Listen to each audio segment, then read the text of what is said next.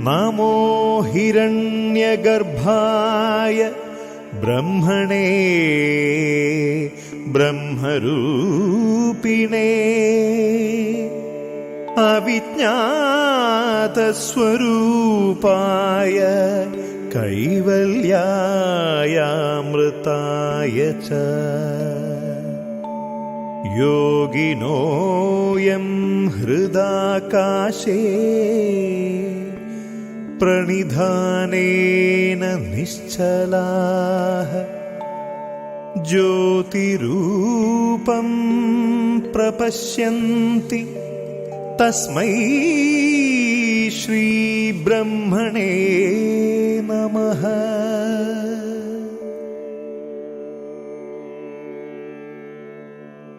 ब्रह्मांड पुराण द्वितीय खंड असमंजस का त्याग।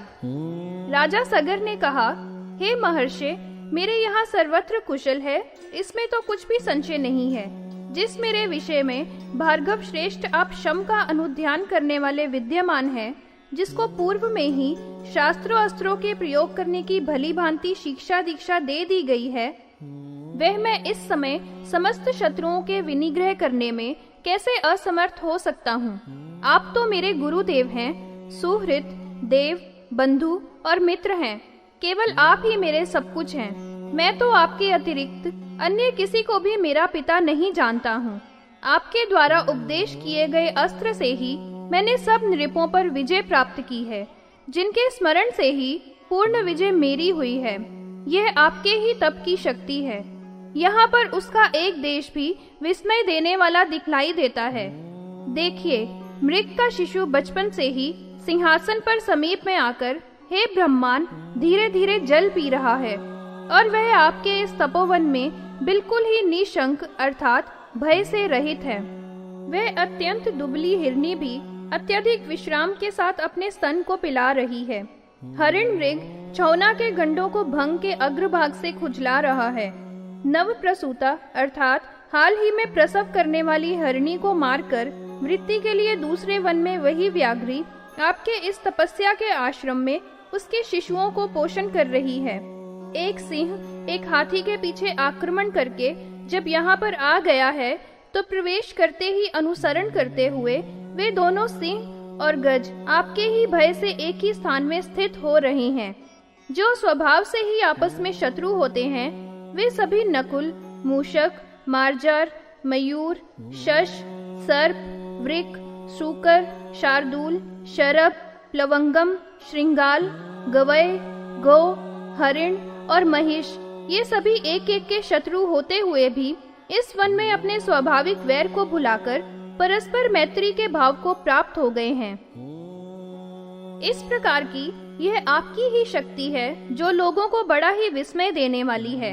हे ब्राह्मण, आपके बिना लोक में इस भूमि पर ऐसी दुर्लभ शक्ति अन्यत्र कहीं पर भी दिखलाई नहीं देती है, और मैं तो आपके ही प्रसाद से इस संपूर्ण वसुधा को जीतकर सब रिपुओं को ध्वस्त करके अपने राज्य में प्राप्त हुआ हूँ। मेरे सभी अमात्य वश्य हैं, और तीनों वर्गों में भी मैं यथोयोग्य आदर प्राप्त करने वाला हूँ।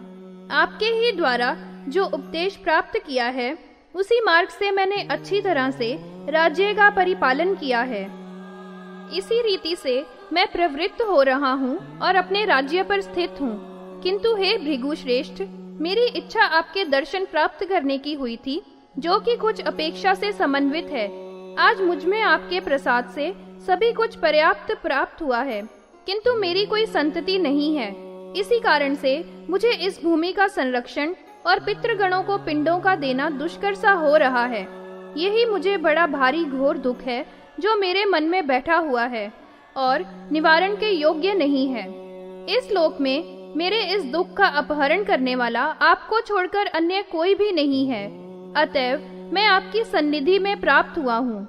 इस प्रकार से जब सगर नृप के द्वारा उस मुनि से कहा गया था, तो वह मुनि एक क्षण तक मन ही मन में सोचते हुए स्थिर रहे थे, और फिर और्व भगवान ने निर्देश पूर्वक यह वचन राजा से कहा था, आप नियमित रहकर अपनी दोनों पत्नियों के साथ कुछ समय तक यहीं पर निवास करें।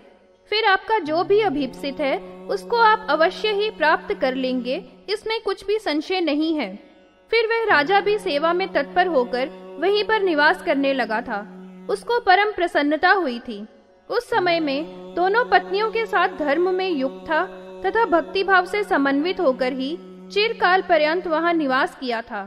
उन दोनों राजा की पत्नियों ने सदा ही अतंद्रित होकर उस मुनि की विनय, आचार और भक्ति से प्रीति को बढ़ा दिया था।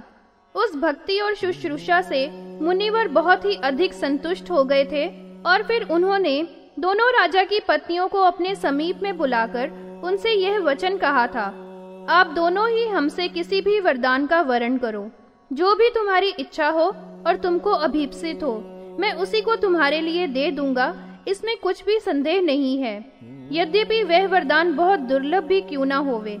इसके अनंतर उन दोनों ने मस्तक टेक कर प्रणाम किया था और उन महामुनि से कहा था, हे भगवान, हम दोनों ही आदर के साथ पुत्रों की कामना करती हैं।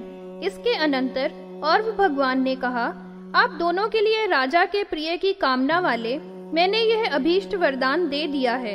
हे महाभाग वालियों, मेरे प्रसाद से तुम दोनों ही पुत्रों वाली होगी और अन्य भी एक वचन परम ध्रुव है, उसका भी श्रवण कीजिए।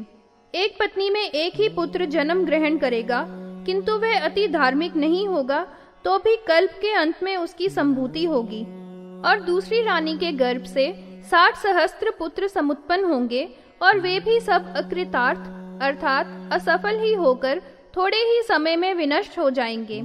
इस प्रकार के गुणों से समन्वित 2 वरदान तुम दोनों को दे दिए हैं। इन दोनों में जिसको भी आप दोनों में जो भी अभीष्ट हो उसको मुझे बतला दो। महामुनिंद्र के द्वारा जब उन दोनों से इस तरह से कहा गया था, जो कि वैदर्भ्य वंश का वर्धन करने वाला था, तो वैदर्भी ने तो एक पुत्र प्राप्त करने का वरदान चाहा था और दूसरी ने अन्य 60,000 पुत्रों के नाम ग्रहण करने के वरदान की याचना की थी। उस महामुनि ने इस प्रकार से राजा सगर को वरदान देकर भार्याओं के सहित उसको आज्ञा देकर अपनी नगरी की ओर विदा कर दिया था। मुनि के द्वारा आज्ञा प्राप्त करके राजा कृतकृत्य हो गया था और फिर रथ पर समारूढ़ होकर अपनी प्रियाओं के साथ बड़े वेग से पुरी की ओर चला गया था। उस नृप ने अपनी नगरी में प्रवेश किया था, जो नगरी परम सुरम्य थी और रिष्ट पुष्ट जनों से घिरी हुई थी। पुरवासी जनों के साथ हर्षोल्लास से युक्त होकर आनंदित होते हुए प्रेम से रमण करने लगा था। इसी समय में हे नृप, उन दोनों राजा की पत्नियों ने परमाधिक प्रीति संयुक्त होकर राजा की सेवा में अपने अपने गर्भों के धारण करने की सूचना दी थी।